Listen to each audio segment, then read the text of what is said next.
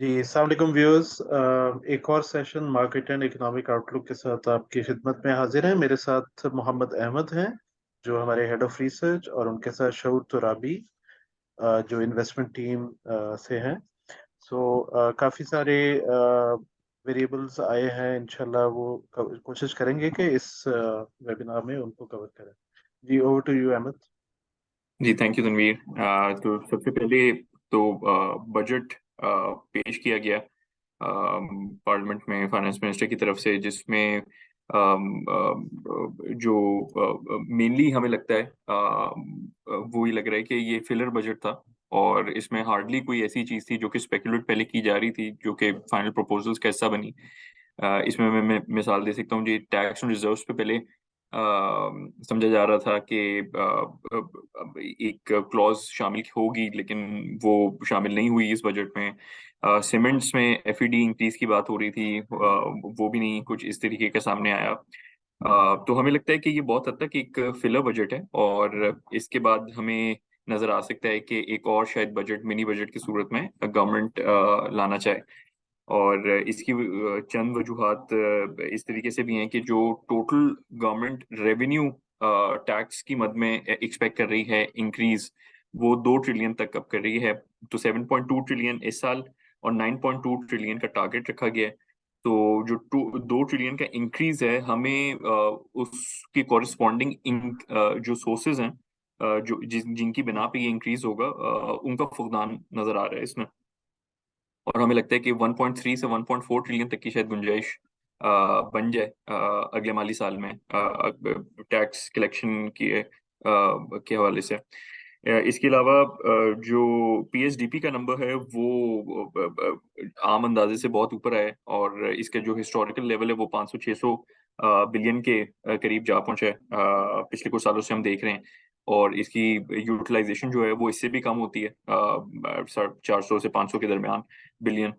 लेकिन गवर्नमेंट ने काफी अग्रेसिव अप्रोच रखी है तरक्याती बजट के हवाले से, और इसमें तकरीबन 1 ट्रिलियन 950 बिलियन है वैसे टोटल, लेकिन तकरीबन 1 ट्रिलियन बढ़ रखा है। और अगर इसको प्रोविंसेस के साथ शामिल कर लें तो ये हाईएस्ट एवर तरक्याती बजट है जो कि गवर्नमेंट ने पेश किया है। इसमें भी हमें लगता है कि बहुत हद तक अब हम अगली साइड पे भी देखेंगे कि जो नॉर्मलाइज लेवल है, अगर उससे हम कंपेयर करें तो तकरीबन 400-500 बिलियन गवर्नमेंट ने हमें लगता है कि एडिशनल रखें, जो कि अगर एक्सपेंडिचर्स ज्यादा हो जाते हैं और आईएमएफ से निगोशिएशन करते हैं, तो उसमें शायद शेव ऑफ करने पड़े इनको, और उसकी गुंजाइश गवर्नमेंट ने रखी है इसमें।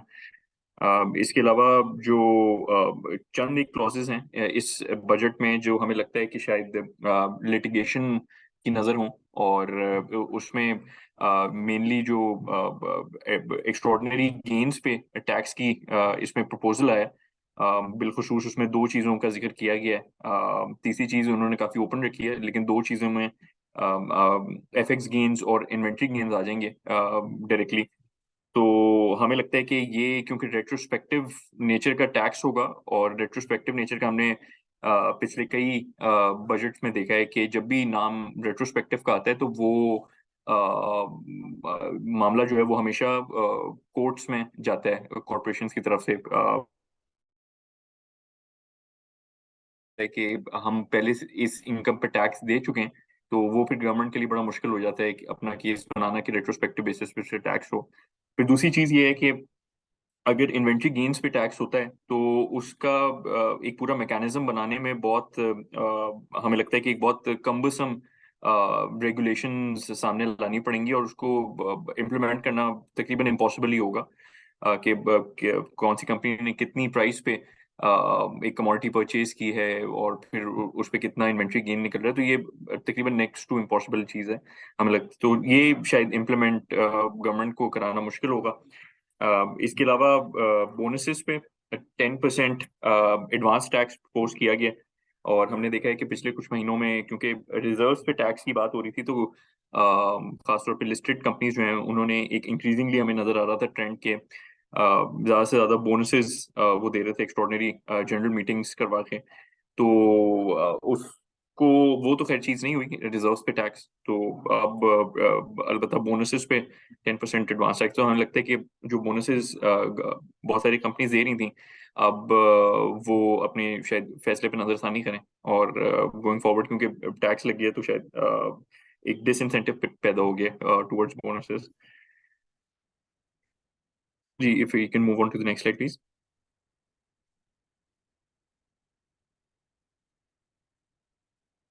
जी, तो मैं जिस तरह जिक्र कर रहा था कि 9.2 ट्रिलियन का काफी एक खतीर इजाफा हुकूमत ने बजट किया है इस साल।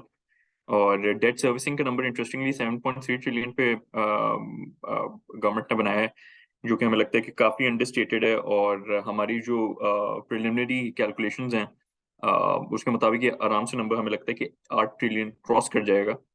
और इसमें एक और इंटरेस्टिंग की टेक अवे ये है कि जो नेट फेडरल रिसीट अगर आप देखें तो ये तकरीबन 6.9 ट्रिलियन बन रहे हैं।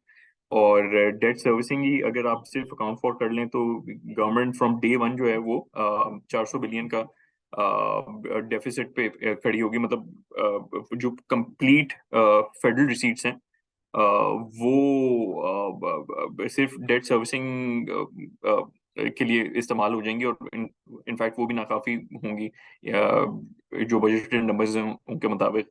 और हमें लग रहा है कि डेट सर्विसिंग 7.3 ट्रिलियन नहीं है, ये 8 ट्रिलियन क्रॉस कर जाएगा, तो वो मतलब तकरीबन 1.2 1.3 ट्रिलियन का वहां पे भी डेफिसिट होगा अगर मैं सिर्फ डेट सर्विसिंग की कॉस्ट एक्सपेंडिचर देख लूँ गवर्नमेंट का। तो इसके अलावा ग्रांट्स में गवर्नमेंट ने तकरीबन 1.4 ट्रिलियन रखा है, और इसमें बेनजीर इनकम सपोर्ट प्रोग्राम में इजाफा है। इसमें बहुत सारी नई लाइन आइटम्स जो हमें नजर आए जिनका कुल तखमीना तकरीबन 40 से 45 अरब डॉलर है। पेंशंस हम पहले भी हाईलाइट करते रहे हैं, उसमें एक बड़ा इजाफा इस दफा बजट किया गया तकरीबन 150 बिलियन का। तो ओवरऑल हमें लगता है कि ये जो 6.5% का बजट डेफिसिट है as a percentage of GDP, ये एक बहुत बड़ा डेफिसिट है, और ये आइडियली 3 to 4% होना चाहिए। लेकिन गवर्नमेंट जो है वो पिछले कई सालों से इसको कंटेन करने में नाकाम रही है, और इसमें जो ब्लोटेड एक्सपेंडिचर्स हैं वो इसकी एक बहुत बड़ी वजह है। और जब तक इनको रैशनलाइज नहीं किया जाएगा गवर्नमेंट को मुश्किल दरपेश आती रहेगी इसको फाइनेंस करने में। और पिछले साल तकरीबन जो टोटल एक्सपेंडिचर्स का हजम था वो तकरीबन 9.5 ट्रिलियन था। इस दफा टोटल अगर हम कर लेते हैं तो 14.5 ट्रिलियन है, जो कि कमोबेश 50% का इजाफा है। और एक तो इजाफा बहुत बड़ा है, और ये फिर गवर्नमेंट ने ऐलान किया कि फेडरल गवर्नमेंट ने तकरीबन मिनिमम जो वेज है वो 30,000 पे अनाउंस किया है। और सिंध हुकूमत ने भी, क्योंकि अभी प्रोविंसेस हैं तो मोस्ट लाइकली वो क्यू लेंगे फ्रॉम द फेडरल गवर्नमेंट। और तो इस तरीके से ये जो एक स्नोबॉल है हमें लगता है कि वो बन रहा है।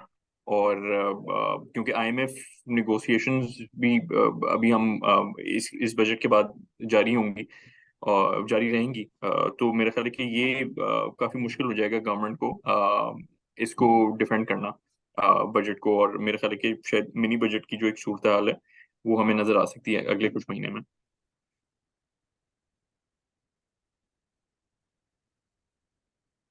जी, इसके अलावा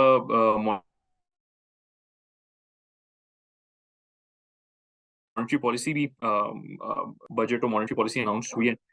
तो मॉनेटरी पॉलिसी में होल्ड किया गया पॉलिसी रेट को एट 21%। और इसके जो की टेकअवेज हैं मैं शोर से दरखास्त करूंगा कि वो डिस्कस करें।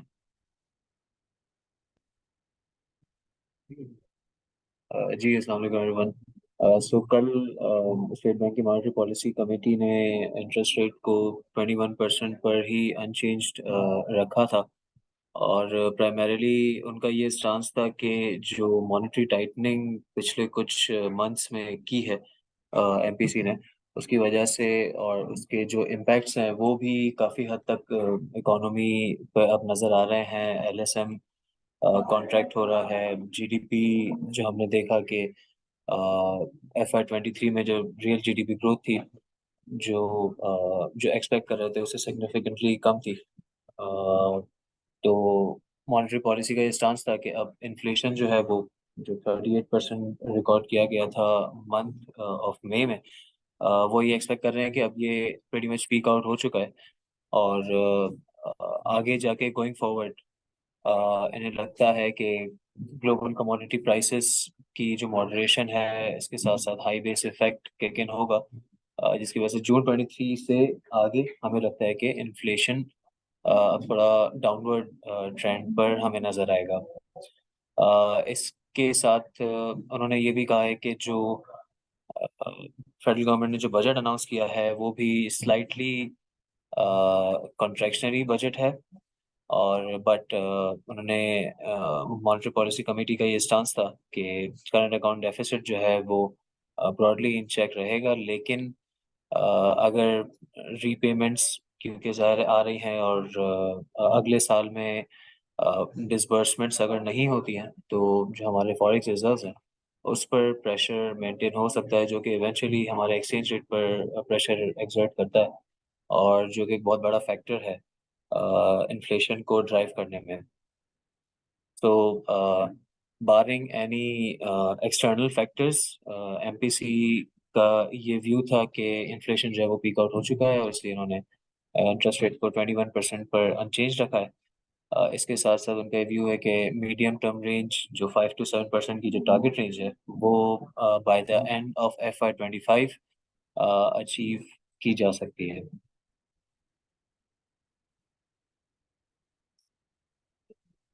If we will move on to the next slide, Tanvir sir.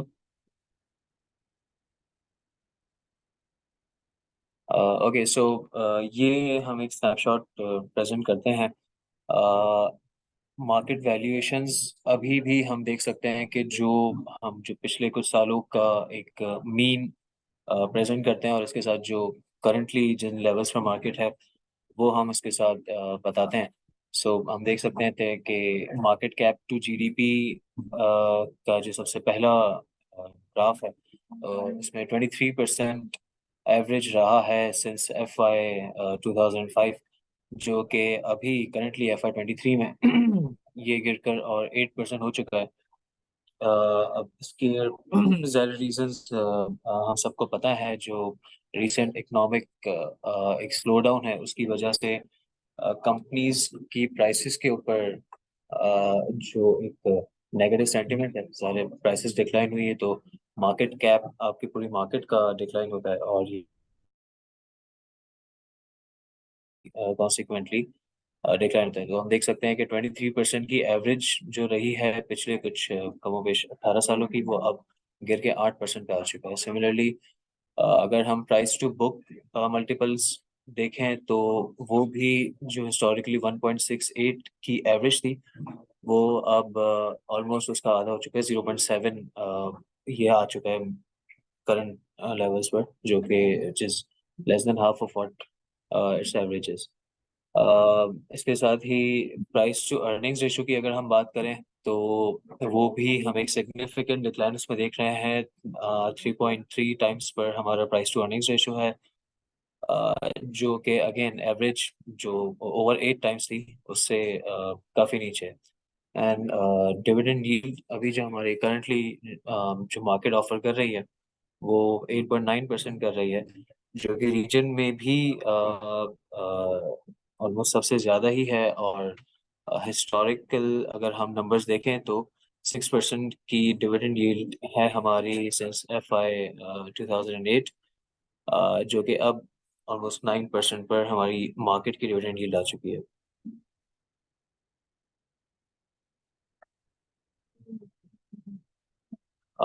Okay so इस ग्राफ में एक स्नैपशॉट है, एक पिक्चर है कि जो हम इसको डिस्कस कर रहे हैं emerging markets and frontier markets, और उसको कंपेयर कर रहे हैं पाकिस्तान की मार्केट से। हिस्टोरिकली जो एवरेज डिस्काउंट रहा है हमारी मार्केट का वो 38% रहा है पाकिस्तानी स्टॉक एक्सचेंज का और एमर्जिंग मार्केट्स का, जो कि अब करंटली 74% के डिस्काउंट पर हमारी मार्केट ट्रेड कर रही है। सिमिलरली अगर हम फ्रंटियर मार्केट्स से अपनी मार्केट को कंपेयर करें तो हिस्टोरिकली हमारी एवरेज जो है वो 30% डिक्लाइन की है, मतलब हम लोग फ्रंटियर मार्केट से 30% कम पे ट्रेड कर रहे हैं, बट करंटली ये जो नंबर है ये 63% पे आ चुका है। और जाहिर है कि रिसेंट जो हमारा जो डिक्लाइनिंग एक मूवमेंट है उसकी वजह से एवरेज भी ड्रैग डाउन हो रही है, बट उसके बाद भी एक सिग्निफिकेंट स्पेस है इन दोनों नंबर्स में, जो हमारी हिस्टोरिकल एवरेज है और जो करंट हमारी मार्केट है उसमें।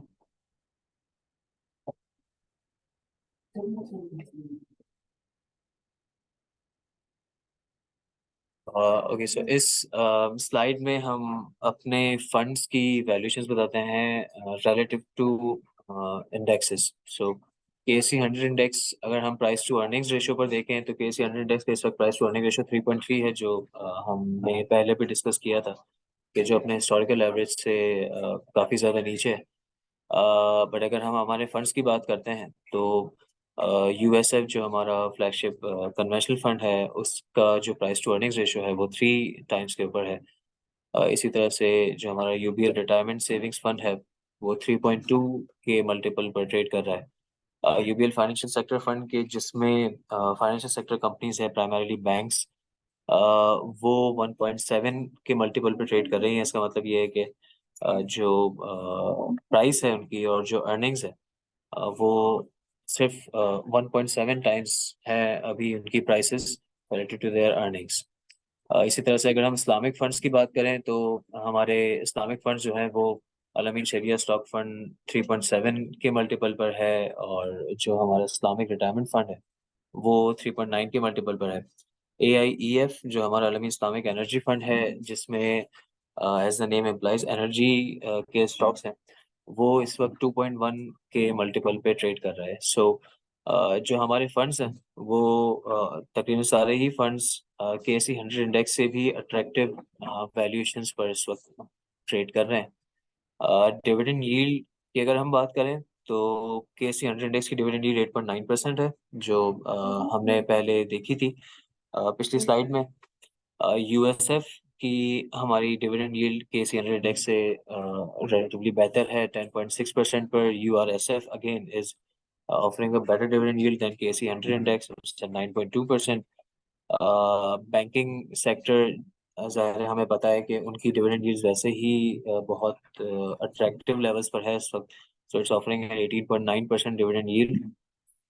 इसी तरह से जो हमारे शरिया फंड्स हैं वो भी KC 100 इंडेक्स से almost improved dividend yield offer कर रहे हैं।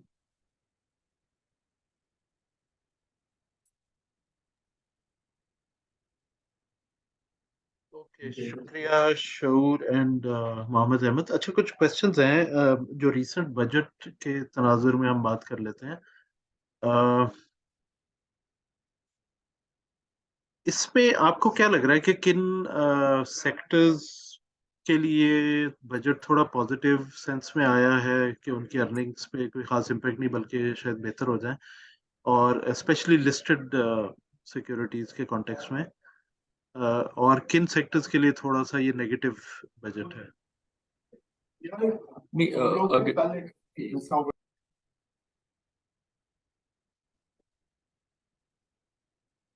जी।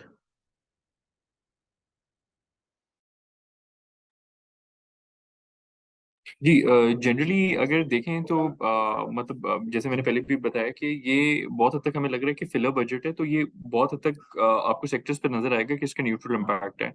बैंक्स में हमें थोड़ा सा नजर आ रहा है कि क्योंकि एक तो एक्स्ट्रॉर्डिनरी गेन्स की बात कर रहे हैं, तो एक्स्ट्रॉर्डिनरी गेन्स बिलखुसूस 3 सेक्टर्स पे उसका इम्पैक्ट होगा अगर इसका इतलाक हो जाता है। सबसे पहले बैंक्स हैं, बैंक्स ने काफी एक्स्ट्रॉर्डिनरी FX इनकम कमाई है पिछले कुछ क्वार्टर्स में, हमने देखा है, और वो बेसिकली फंक्शन होता है with volatility of PKR against USD।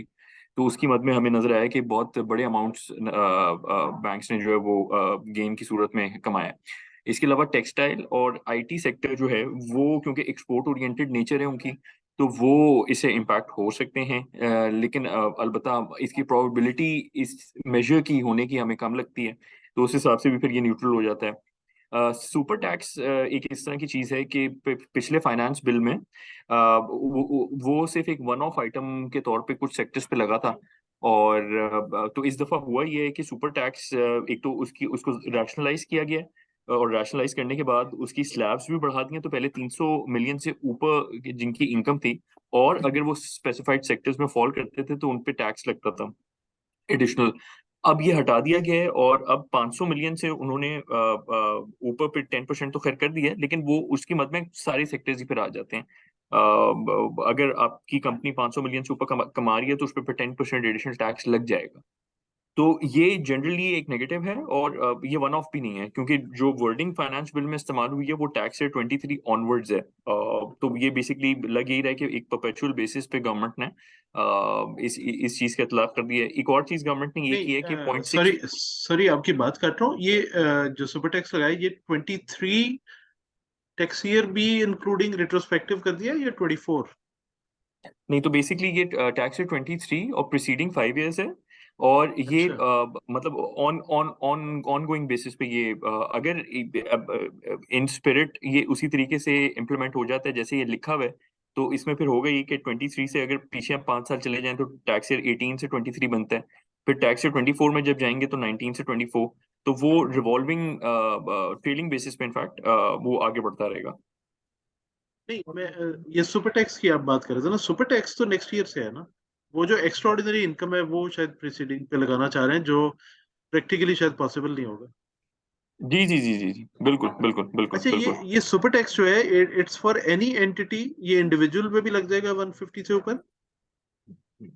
नहीं, तो बेसिकली इसमें अब अगेन क्योंकि 500 मिलियन से ऊपर मतलब बहुत कम इंडिविजुअल्स हैं जो कि फॉल करते हैं, तो उन पे तो बहुत हद तक वही स्लैब्स लग जाएंगी जो कि सैलरी की ऑलरेडी हैं। सही, तो मोस्टली इसका जो इम्पैक्ट है वो कॉर्पोरेशंस पे ही होगा। ठीक है, बिल्कुल ठीक। अच्छा, इसके अलावा एक और चीज जो है वो हमें लगता है कि थोड़ा सा रिग्रेसिव इन नेचर है, जो कि प्रपोज की गई है, वो ये है कि नॉन जो basically active tax payer list में लोग शामिल नहीं हैं और टैक्स तो वो अगर कैश विड्रॉल करेंगे 50,000 से ऊपर अमाउंट पे, तो उन पे 0.6% प्रपोज किया गया है कि लग जाएगा, जो कि पहले भी इस तरह की चीज हमें नजर आया है कि इस तरह की मेजर्स गवर्नमेंट लेती है जब भी फिजिकल स्पेस थोड़ी टाइट होती है। लेकिन उसका डायरेक्टली इम्पैक्ट होता है सीआईसी पे, जो कैश इन सर्कुलेशन है। और कैश इन सर्कुलेशन एक आमतौर पे बैरोमीटर समझा जाता है फॉर द इनफॉर्मल इकोनॉमी। तो अगर आप ये चीज करते हैं तो प्रॉब्ली शॉर्ट टर्म के लिए तो वो अच्छा है कि आपको कुछ रेवेन्यू जनरेट हो जाएगा, लेकिन ओवर द लॉन्ग टर्म आप सीआईसी और इनफॉर्मल को बढ़ा रहे हो। तो वो ओवरऑल मतलब अगर हम ओवरऑल स्कीम ऑफ थिंग्स देखें तो उसके लिए कुछ पॉजिटिव बोर्ड नहीं करता फॉर द जनरल इकोनॉमी। सही। अच्छा, ये बेसिकली फिर बैंक्स बैंक्स के पास जो डिपॉजिट लेवल है वो सीआईसी बढ़ता है तो डिपॉजिट पे भी इम्पेक्ट आ सकता है। जी जी जी, बिल्कुल।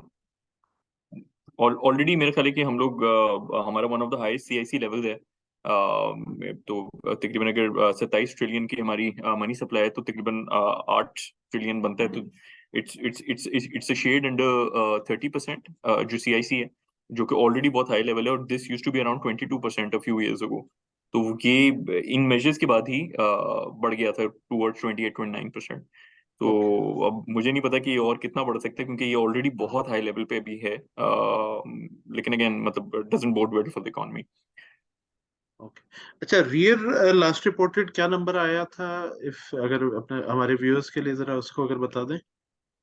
मिड 80s में था, जो लास्ट रिपोर्टेड स्टेट बैंक का नंबर है ईयर का। 85 86 के दरमियान, आई गेस। जी जी जी जी, अच्छा, बिल्कुल बिल्कुल। अच्छा, ये जो एक आईएमएफ की बुनियादी कंडीशन थी, जो डॉक्टर साहब कह रहे हैं कि जी काफी हद तक हमने मिला, जो प्राइमरी सरप्लस की कंडीशन थी 0.5, जी ये थोड़ा सा प्राइमरी सरप्लस एक्सप्लेन कर देंगे हमारे व्यूअर्स के लिए? और जी जी, तो बेसिकली प्राइमरी सरप्लस सिंपल सी एक कैलकुलेशन है, और होता पहले ये था कि जब भी आईएमएफ से नेगोशिएशन होती थी तो उनका फोकस फिस्कल डेफिसिट की तरफ होता था। लेकिन क्योंकि जो टोटल डेट सर्विसिंग का लेवल है वो बहुत स्टीपर प्लेन पे बढ़ा है, और तो उसके बाद जब आईएमएफ है वो ज्यादा फोकस कर रहा होता है towards primary surplus and primary deficit. तो इसमें बेसिकली वो ये होता फिस्कल डेफिसिट ही है, बारिंग डेट सर्विसिंग। तो डेट सर्विसिंग को आप हटा दें और फिर उसके बाद जो टोटल एक्सपेंडिचर्स हैं, जैसे अभी हम जो नंबर्स देख रहे थे उसमें अगर हम देख लें तो टोटल जो नेट फेडरल रेवेन्यू है वो तकरीबन 6.9 ट्रिलियन है। अगर मैं ये डेट सर्विसिंग की कॉस्ट हटा दूं तो तकरीबन और टोटल अगर मैं देख लूँ तो ये तकरीबन 60 ट्रिलियन तक की अमाउंट बन जाएगी एक्सपेंडिचर्स की बारिंग डेट सर्विसिंग। तो ये एक फिर नंबर निकलता है। ओके, तो इसका फॉर्मूला होगा net federal receipts minus debt servicing divided by GDP. जी, तो बेसिकली सारे जो एक्सपेंडिचर्स हैं आप टोटल एक्सपेंडिचर्स नहीं लेते, आप total expenditure minus debt servicing लेते हो। टोटल नहीं, टोटल ये जो सॉरी, कौन सा एक्सपेंडिचर आप ले रहे हैं इस शीट से बता सकते हैं? नहीं, इसमें शायद वो रिफ्लेक्ट नहीं हो रहा होगा। तो बेसिकली हाँ। जो करंट एक्सपेंडिचर और डेवलपमेंट एक्सपेंडिचर है वो तकरीबन हाँ। साढ़े साढ़े 14 ट्रिलियन पे टोटल नंबर, वो यहाँ पे रिफ्लेक्ट नहीं हो रहा, ऐड नहीं हो रहा है यहाँ पे ना। लेकिन वो तकरीबन 14.5 ट्रिलियन है, तो उसमें से 7.3 निकाल दें तो ये तकरीबन 7.2 ट्रिलियन बच जाता है जो बाकी एक्सपेंडिचर है। ओके, सही है, आपने नीचे दिया भी हुआ है प्राइमरी जी जी जी, सरप्लस तो ये प्राइमरी सरप्लस जिस 379। जिन जी बिल्कुल, तो ये कैलकुलेशन जिस पे बनाया हुआ है वो बेसिकली ये एक्सपेक्ट कर रहे हैं कि 380 बिलियन का होगा। हमें लगता है कि क्योंकि डेट सर्विसिंग का नंबर काफी अंडरस्टेटेड है, और इसमें जब नंबर्स को नॉर्मलाइज हम करेंगे, रैशनलाइज इनफैक्ट करेंगे, तो इसमें डेफिसिट आने के ज्यादा चांसेस हैं इन नंबर्स पे। ओके, अच्छा, इस साल क्योंकि केपी और पंजाब में केयर टेकर गवर्नमेंट्स हैं, तो एक वो जो हमेशा चैलेंज होता था प्रोविंशियल सरप्लस का, कि प्रोविंसेस जनरली कोशिश करते थे कि हम्म। सरप्लस कम से कम दिखाएं, बट ये शायद आईएमएफ के लिए कोई इन्होंने साइन अप भी किया था, कोई लेटर ऑफ कंफर्ट या इस तरह से, कोई सरप्लस जो है सरेंडर कर देंगे। तो इस साल हम्म। आपको क्या लग रहा है कि पंजाब केपी सरप्लस सिग्निफिकेंट होगा और सरेंडर हो जाएगा फेडरल पूल में? अ, हो सकता है, मतलब कि मतलब, लेकिन वो अगेन वो नंबर उसकी मुझे तो नहीं लगता कि कोई बहुत ज्यादा अहमियत है प्रोविंशियल सरप्लस की। उससे ओवरऑल आपका जो कंसोलिडेटेड बेसिस पे आपको नजर आता है कि जो टोटल डेफिसिट है वो कम हो रहा है, लेकिन वो अगेन वो सेल्डम ही है कि वो रिमिट होता है दोबारा प्रोविंसेस से फेडरल को। वो बेसिकली एक बुक एंट्री है। तो मतलब अगर सरप्लस दिखाना है तो वो दिखा देंगे, लेकिन अगेन हमें ये याद रखना पड़ेगा कि जो क्योंकि इस साल इलेक्शंस नहीं हुए, और अक्टूबर नवंबर में अगर हम मान लेते हैं कि इलेक्शंस हो जाते हैं, क्योंकि गवर्नमेंट ने एक अमाउंट भी तकरीबन 40 अरब की मुख्तस की है इस साल इलेक्शंस के लिए। तो इलेक्शन ईयर में हालांकि इंटरिम सेटअप है, लेकिन डेवलपमेंट एक्सपेंडिचर्स और उन सबको अकाउंट फॉर करते हुए अगर तरक्याती बजट का इस्तेमाल किया जाता है सूबों की तरफ से, तो हमें देखना पड़ेगा कि वो सरप्लस आता है नहीं आता। अलबत्ता क्योंकि ये नंबर्स इस तरीके के हैं कि इन इन इन पे एक डेफिनेटिव स्टैंड नहीं लिया जा सकता, तो हमें लगता है कि अगर एक चेंज ऑफ सेटअप होता है, इलेक्शंस होते हैं और एक नया सेटअप आता है, तो हमें लगता है कि वो शायद अपना एक नया बजट लाएं इसके बाद।